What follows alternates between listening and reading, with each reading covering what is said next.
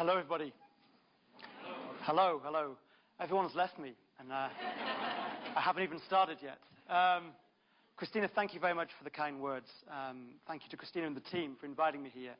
I also want to acknowledge Renee Anderson, who's the global head of D&I for Novartis as well. We had the pleasure to work last year together. So hello, everybody. And I know I'm talking to lots of folks and colleagues around the world on the webcast, but I also have a few of you in the room here. And so I'm expecting lots of noise, energy, and contact with you all in order to make that apparent on the webcast to all our colleagues globally. So a very good morning to you all. As Christina said, really, I just want to do a couple of things. And I'm conscious I'm talking to a room and a webcast full of very smart people.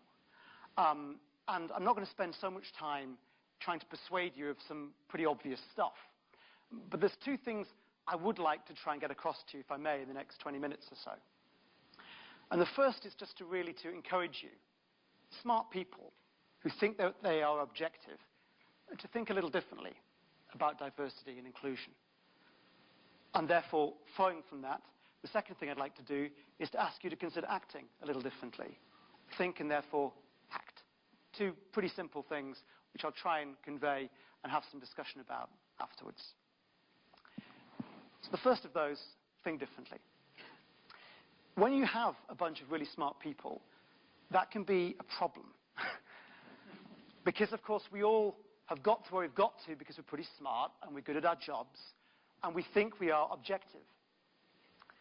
But, of course, objectivity is an illusion, because objectivity is personal. We think we're right. We think we have the answer.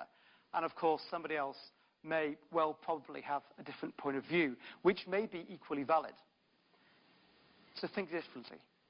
Who knows what subconscious bias is? I'm expecting a lot of hands up in the room. There's one at the back, there's one here. Renee definitely knows what it is. Anybody else? Okay, there's a few hands. Subconscious bias, my friends and colleagues, is something which absolutely undermines so-called objectivity that we have in our rational minds. The idea that we are objective is undermined by subconscious bias, because even though I know what I should say, I might actually have a different thought. So if Steve says, "Do you like my shirt?" I'm going to say, "Yes, I love your shirt," even if I really hate his shirt. Even if his shirt really irritates me, I'm going to say, "I love your shirt." Because professionally, that's what we do. That's what we're trained to do. But of course, we cannot control our subconscious.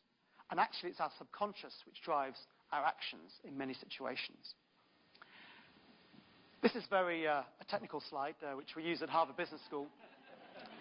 In fact, these guys have all got MBAs, and some of them have got a higher GPA than some of my colleagues at Harvard. But these are characters from the musical Avenue Q.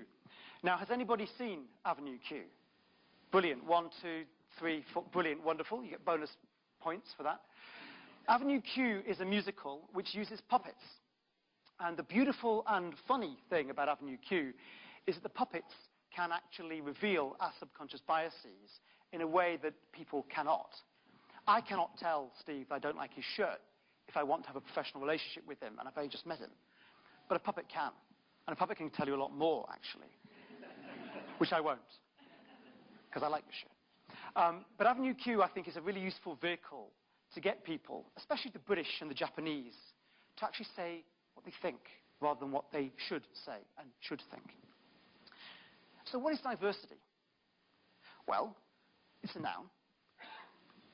It originates from the Middle English and the Old French diversité. And actually in Old French, it also has the distinct honor of meaning repugnant, which is how some people still view it. So the thing is, folks, and again, I'm not going to labor this point, diversity is a reality. So whatever we think, whatever we feel, the world is diverse. End of story.